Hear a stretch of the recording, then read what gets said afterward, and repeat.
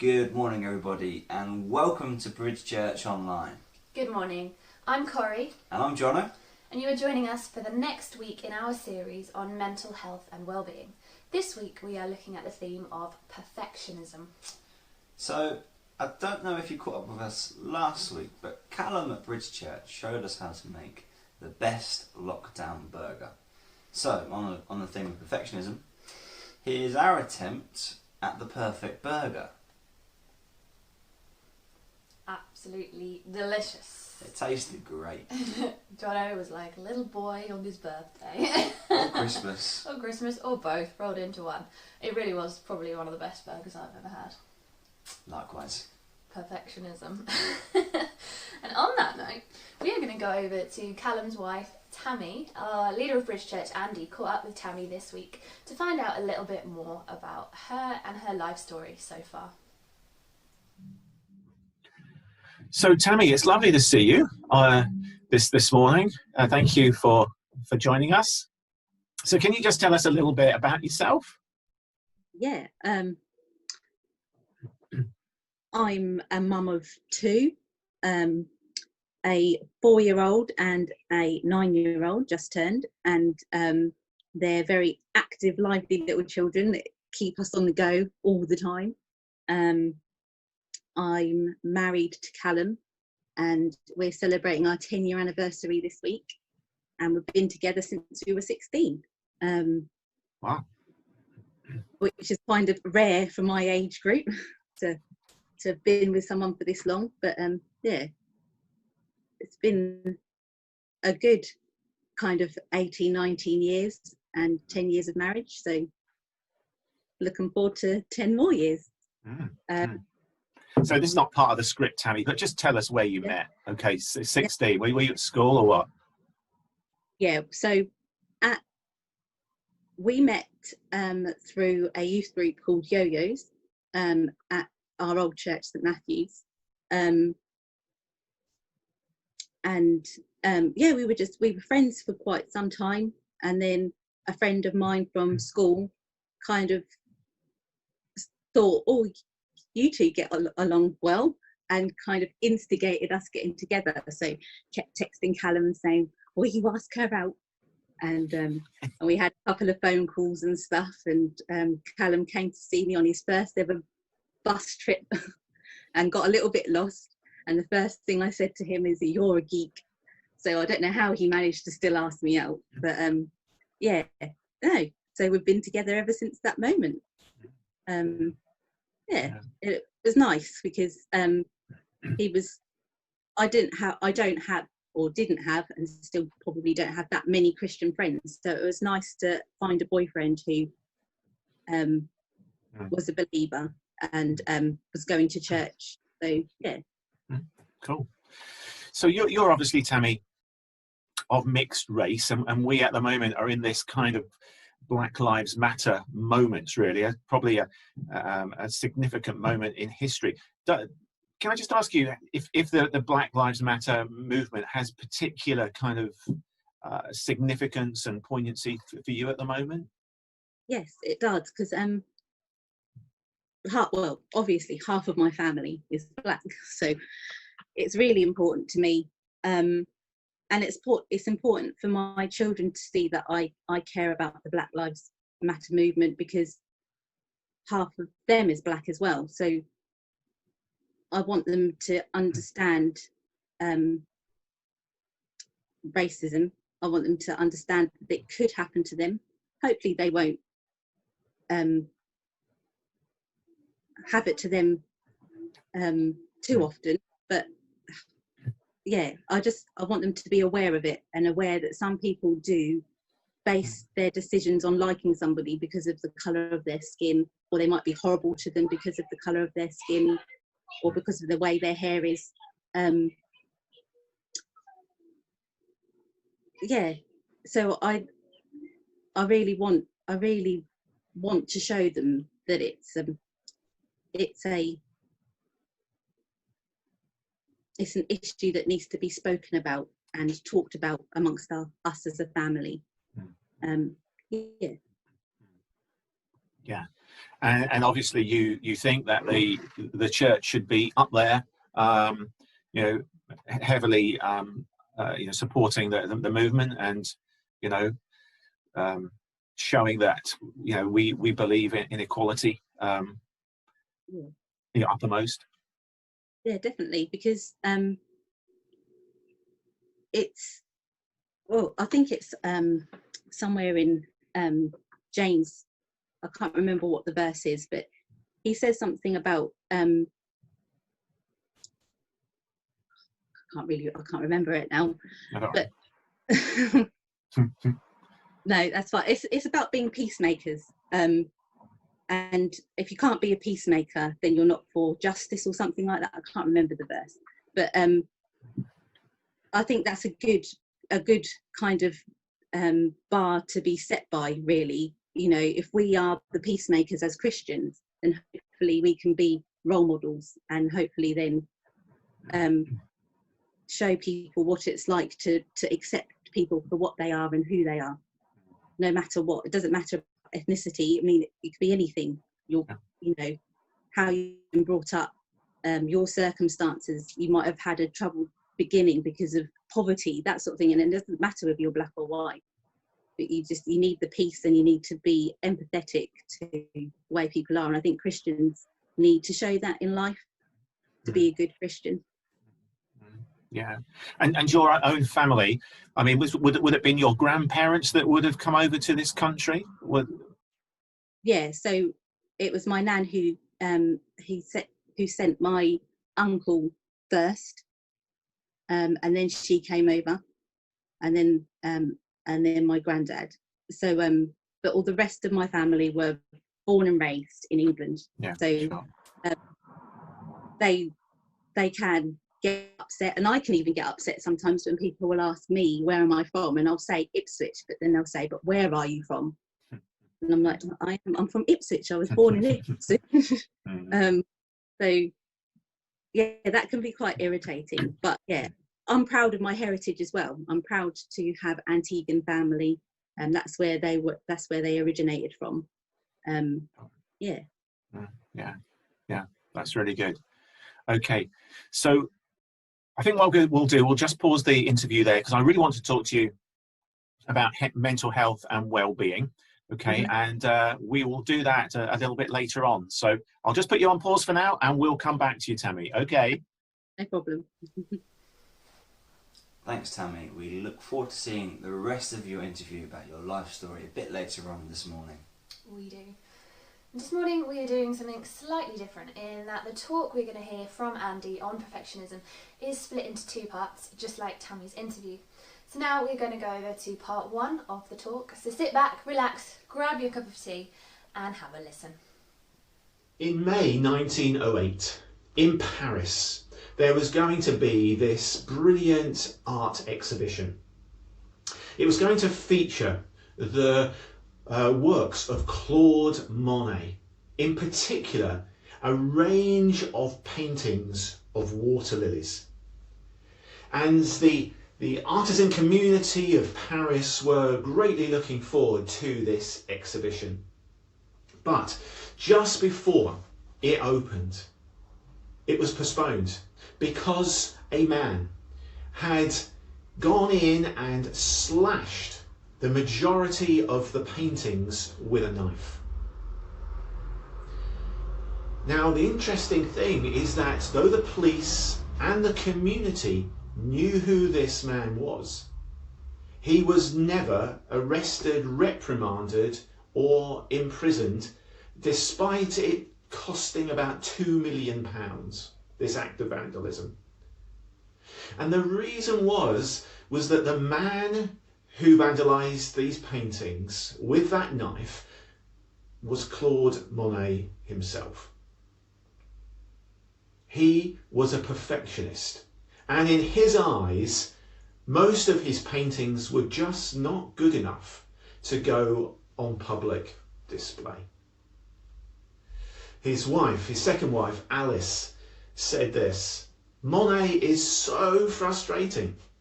He punctures canvases every day. It is truly distressing. One day things are not too bad, the next day all is lost. So what is perfectionism? Well, perfectionism is a refusal to accept or be content with anything perceived to be less than perfect.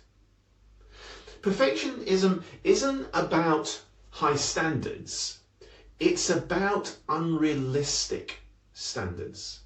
It's not about high standards, it's about unrealistic standards. Because we all probably want to operate at high standards. We all want to do our best, we all want, to do 100%.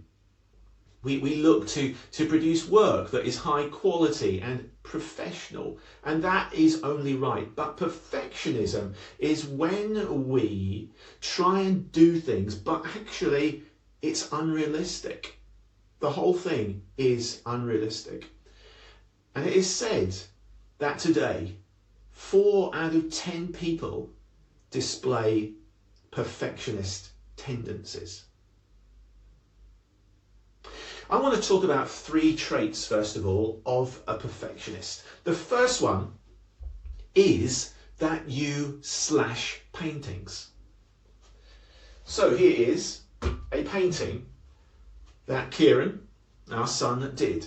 And here is a knife. I'm not going to slash it because he would kill me, and that would be the wrong thing to do. But perfectionists slash paintings. What I mean by that is that unless something is considered perfect in their eyes, they don't want to present it or produce it or be associated with it. Unless it's perfect, it's not good enough. The second trait of a perfectionist is that they find the speck. They find the speck. And what I mean by that is that even though other stuff in life is going well, there have been achievements, there have been successes, stuff is going really well, and that should be celebrated. They don't celebrate it because all the time they're inspecting the speck. They're finding the little speck that hasn't gone right. And these little specks are so small, and you probably can't see that, but that's the whole point, that you think, why? Inspect the speck. But in inspecting the speck, it blows out of all proportion and becomes far bigger than it actually is. The third trait of a perfectionist is that they get burnt easily. They have sensitive skin. So they need some kind of cream, factor 40 or maybe factor 4000. And what I mean by that is that if somebody criticizes a perfectionist, what they're actually doing is highlighting the imperfection. And perfectionists don't want to be told that they are imperfect. Even though they know they are because they inspect the speck, they don't want to be told by other people that they are imperfect. So criticism of any kind is very sensitive. People who are perfectionists get very defensive. Now, more of us are perfectionists than probably we would like to believe. 4 out of 10 people, as I said, in the population. What about you?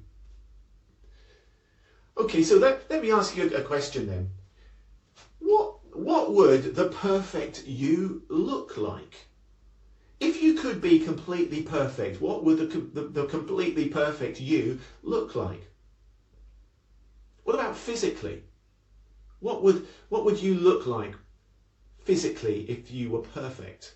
Okay, keep how old you are, don't change that, but what would be the perfect, however old you are, person look like?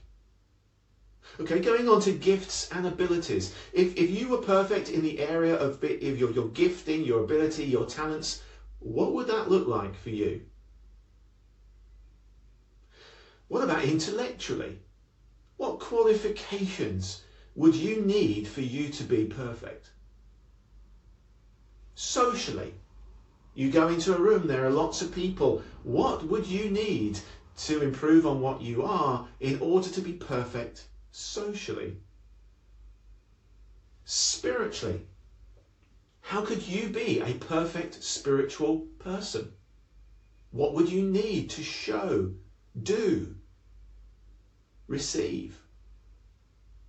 And then mentally, because we're talking about mental health and well-being in this series, what is your perfect mental health and well-being state? No stress, no anxiety, no depression, perfect serenity. So when I ask that question, I hope you can see how unrealistic this pursuing of perfection is. It's impossible. It's a myth. Perfection is a myth.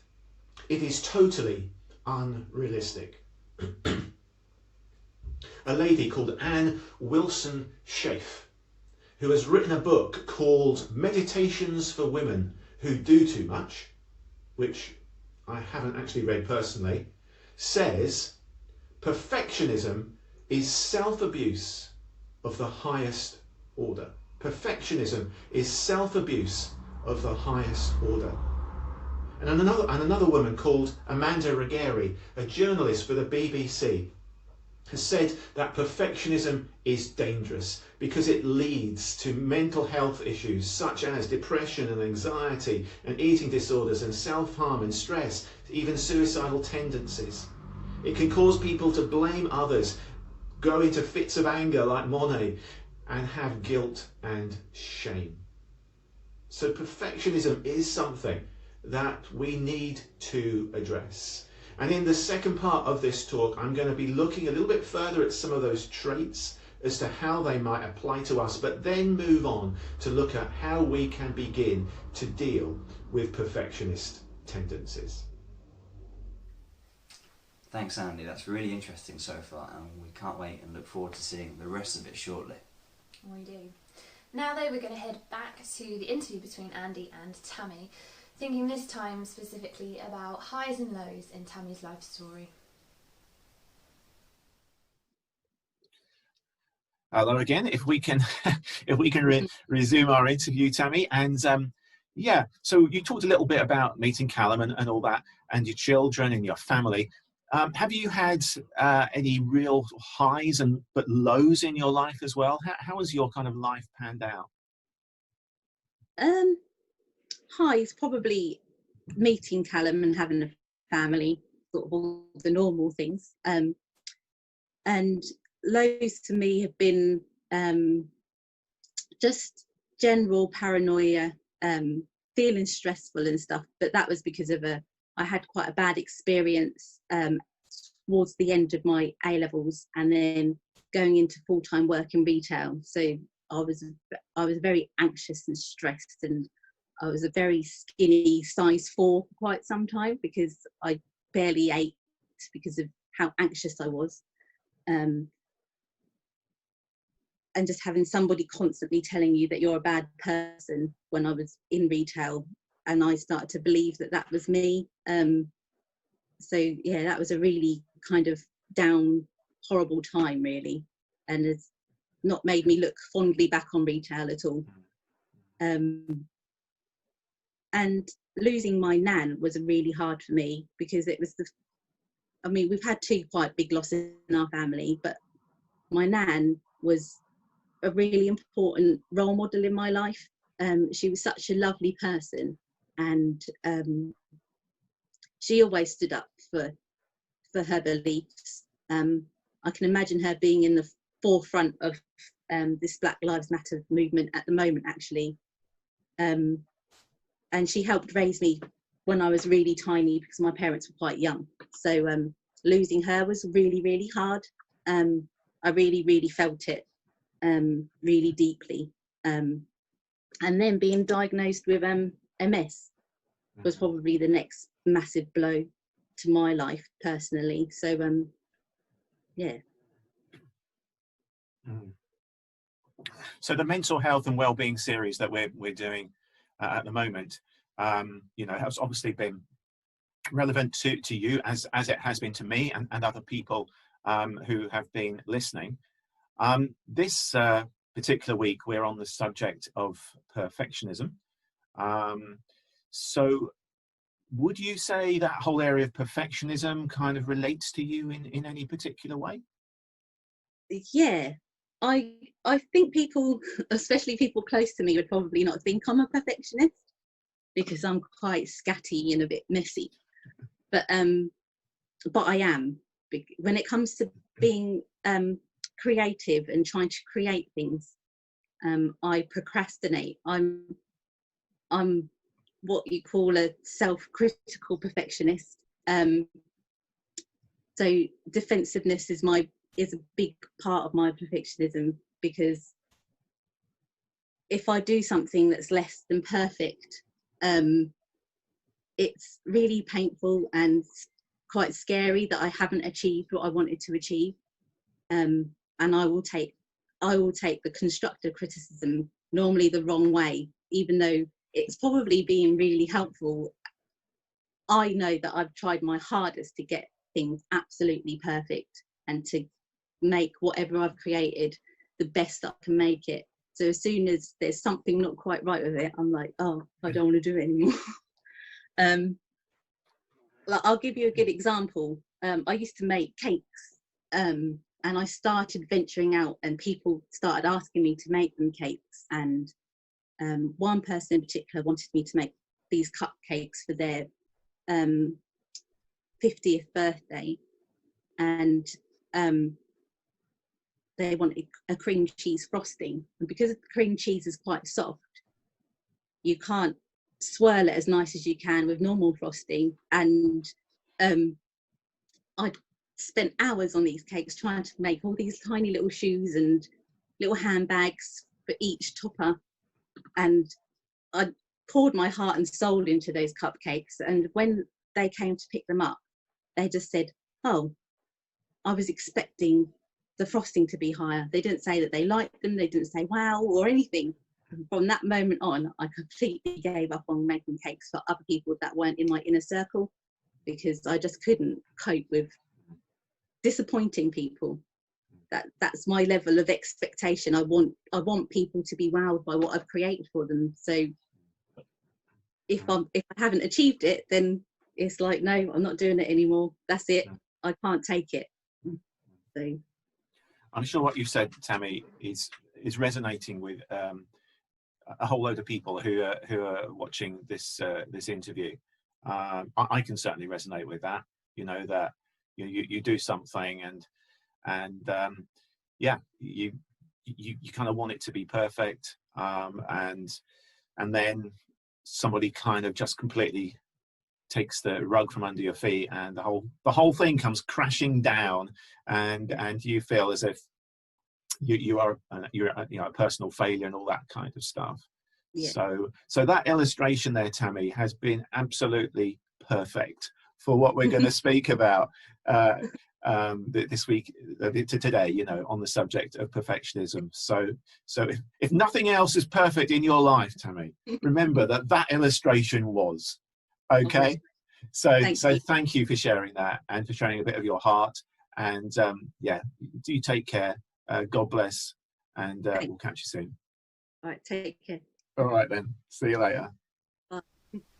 Thanks, Tammy, for sharing your life story. That's so good to get to know you a bit more. So now it's time to grab your cuppa again. Mine's appeared from nowhere. And just go back to finish off what Andy was talking to us about on perfectionism. Feel a bit like the Chucker Brothers to me, to you, all over the place. Oh, here we go. Listen in. So in the first part, we introduced the subject of perfectionism and saw how unrealistic it is. And in this little part, I want to look, first of all, at some of the traits again to see how they apply to us. And then, as I say, move on to looking at how we might be able to deal with them a little bit better. So we saw that one of the traits, didn't we, was slashing of paintings. When when it's all or nothing, when it's either perfect and we're very happy with it, or it's not and we're not willing to present it, produce it, or be associated with it. I just wondered what that might look like in my life and in your life. Here's just one example. People who say, I'm not going to invite people round to my home because it's a mess. Because we need to decorate it first. We need to get some new furniture in first. We need to paint the living room. We need to get a new this. We need to get a new this. We won't invite people round until that happens because they will see our mess. Or maybe someone says, I'm just not a good enough cook, so we can't invite people round. Or we're just not rich enough. What does slashing paintings look like for you? And what about finding the speck? When we concentrate on the little thing that goes wrong rather than the big things that go right. In a book called Honesty Over Silence, a guy called Patrick Reagan talks about when he had to do lots of radio interviews. And the majority of the radio interviews went really well. But he says that he lay awake at night mulling over just a few words from one radio interview where it didn't go quite so well, and he was thinking, should I have said that differently? Should I have expressed that differently? Did I say it right? Concentrating on the speck. What does that look like for you? And then the third trait was about getting burnt easily, being sensitive, needing sun cream to help us get through. What does that look like for you? Because sometimes we can be affected more than we should by people who criticise, and often it's constructive criticism that people mean, but we take it as destructive criticism because we are super sensitive, and it highlights the imperfections that we don't want people to remind us of.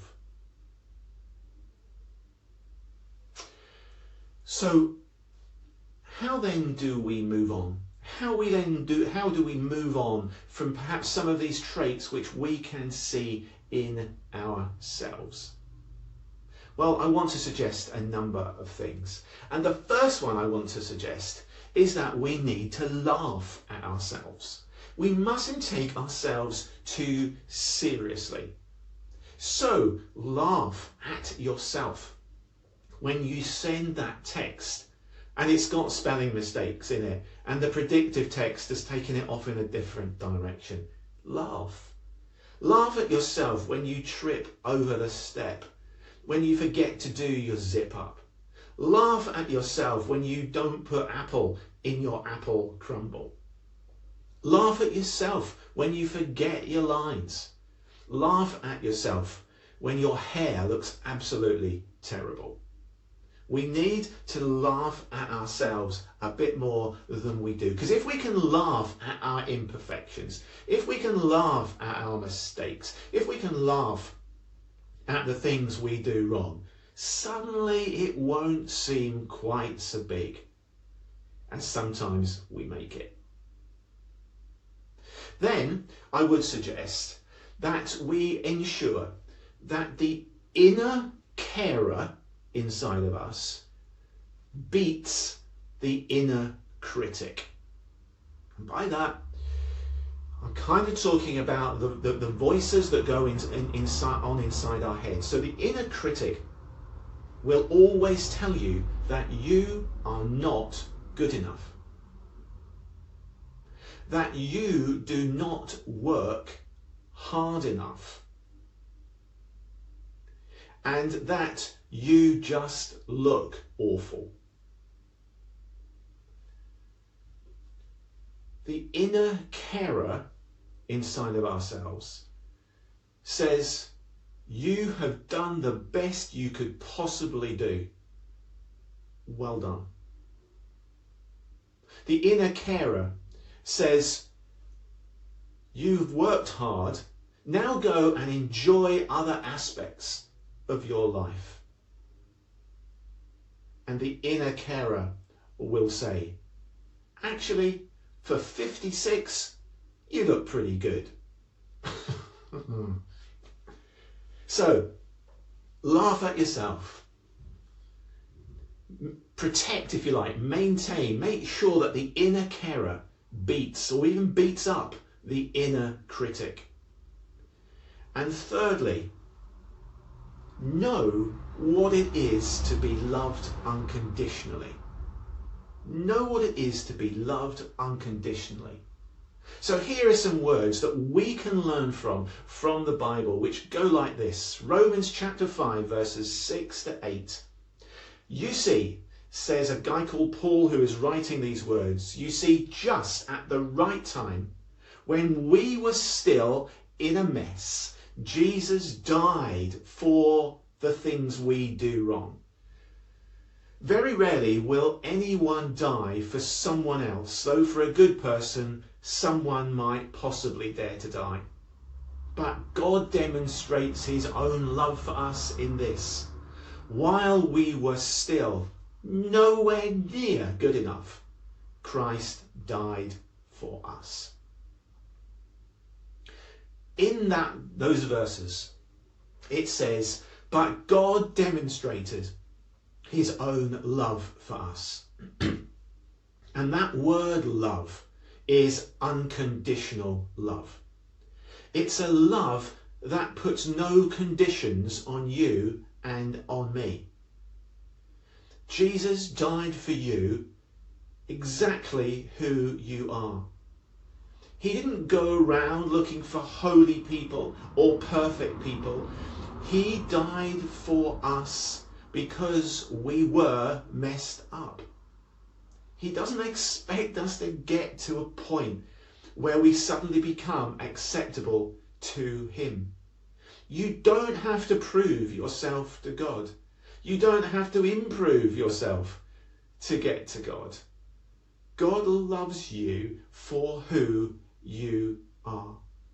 And sometimes our perfect tendencies, perfectionist tendencies, come from the fact that from the past, from somewhere back, in our lives, where we have felt that in order to be loved, in order to be accepted, in order to please, we have had to do certain things. But that is not the case with God. We have to be ourselves, real, honest, and we need to come before God as we are. We need to know his unconditional love for us in order for then to show others our unconditional love for them. And I think when we know that, when we really know that love, we can begin to beat and defeat our perfectionist tendencies. So when you make a mistake, it doesn't mean you're a failure. It means you are human. And it is because God loves you as a human, because Jesus has died for you as a human, that we can walk tall and go forward, not trying to impress, not trying to become perfect, but simply being a person who says, God, thank you that you have loved me even when I didn't deserve it. So I hope this morning that these little thoughts have been useful to you. Let's stop trying to be perfect and just let's be ourselves and enjoy the life that we have been given. Amen. Thanks, Andy. Really interesting. Really interesting indeed. So we're now going to go over to Keith Armstrong. Some of you might have seen Keith in Bridge Pub. You might have seen him previously trying to play football in a not very good football shirt in Bolton. But Keith is Andy Buttress's brother-in-law and Kori's uncle. He is. And for you today, he has created a fantastic summary of lockdown so far. So over to Bolton. Peter K, eat your heart out. Hi, Bridge Ipswich. Hope you're all doing well. It's been a weird few months, hasn't it? In fact, I'm really beginning to smell now. Does anyone know whether we're allowed to have a shower yet, or do we have to keep washing our hands? If you think back 12 months, in 2019, everyone was saying, keep away from negative people. In 2020, it's keep away from positive people. Ascension Day seems quite a way away now, doesn't it? It's about 3 months ago. In fact, that was the day that Jesus started working from home. Did you hear about that yacht maker who started working from home? His sales went through the roof. And what about the husband and wife who were both locksmiths? They've been sending their children to school all the way through the pandemic because they said they were both key workers. That's one of Andy's, that. I've got to give him credit for that one. Some businesses, though, have done really well through the pandemic. In fact, the people who make sanitising gel have been rubbing their hands together. It's been difficult for people in agriculture, though.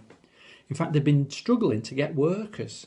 One farmer rang me up the other day and he said, would I be able to help him to round up 48 cows? I said, yeah, no problem at all. That's 50 cows. I can see why some people have called the lockdown gardening time.